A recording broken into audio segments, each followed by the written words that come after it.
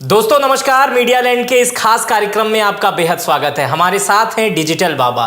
Digital बाबा को तो आप जानते ही होंगे। आज मेरे साथ हैं, नर्मदा की परिक्रमा करके आ रहे हैं। ये परिक्रमा 3600 किलोमीटर की होती है, जिसमें पैदल चलना रहता है और कई सौ दिनों तक पैदल चल के बाबा आ रहे हैं। परिक्रमा क्या होता है इसमें, ये इनसे जानेंगे।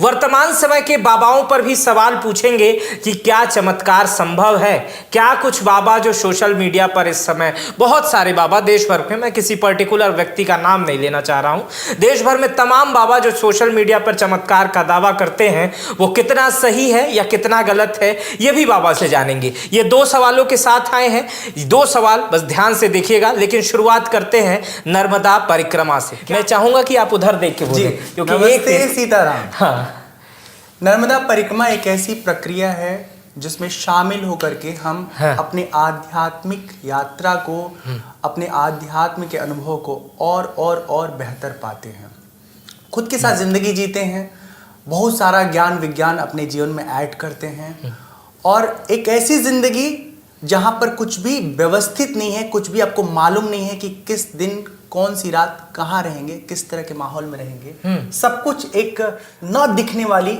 स्थिति जैसी होती है।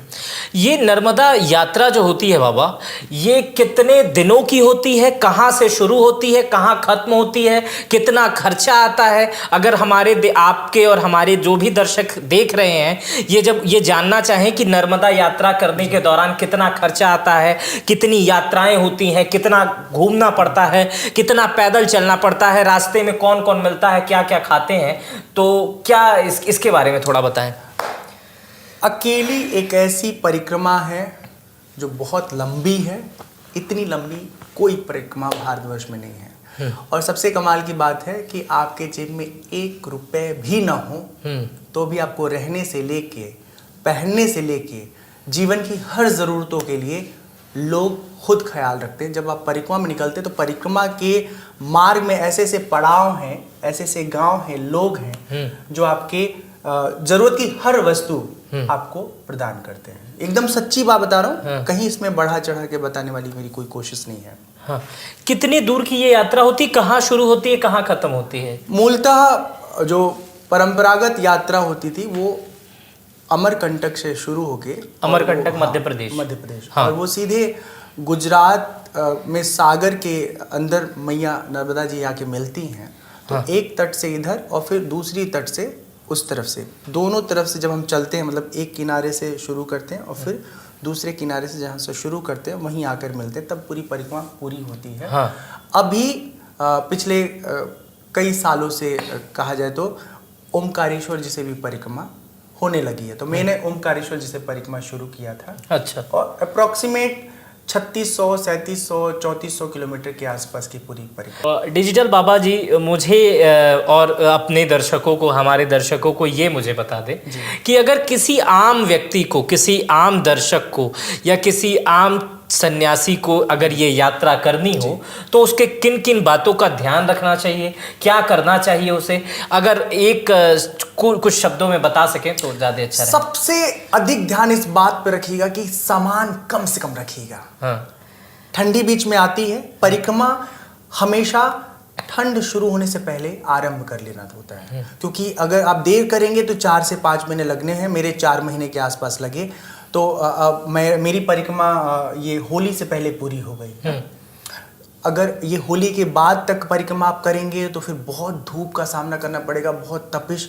इसलिए बेहतर टाइम ये है कि नवंबर में परिक्रमा आरंभ कर दे। देव उठनी एकादशी के बाद परिक्रमा शुरू करते हैं अमूमन।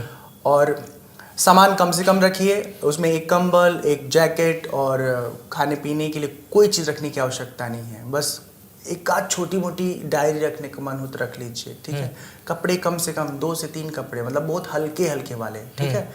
तो कम जितना सामान रहेगा उतना आप, क्योंकि खुद आपको वो ढोना पड़ता है। ये पूरा ना खिंचाव आ जाता था, पेन होता था, इरिटेशन होता था। तो ये बस जितना भारी बैग उतनी ज्यादा दिक्कत।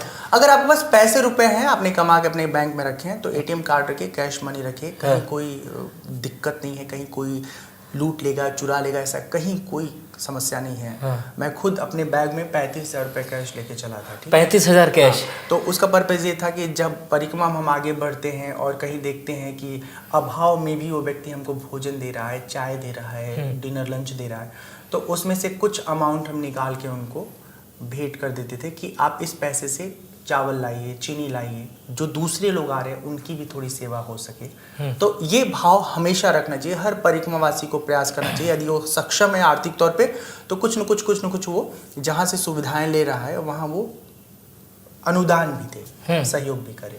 अच्छा, ये अगर आपको जानकारी ठीक लगी तो बाबा जी से संपर्क भी करिएगा। इनका फेसबुक पेज है, वहाँ पे जाकर आप इन्हें फॉलो करके इनसे संपर्क करके इनकी यात्रा के बारे में जान सकते हैं।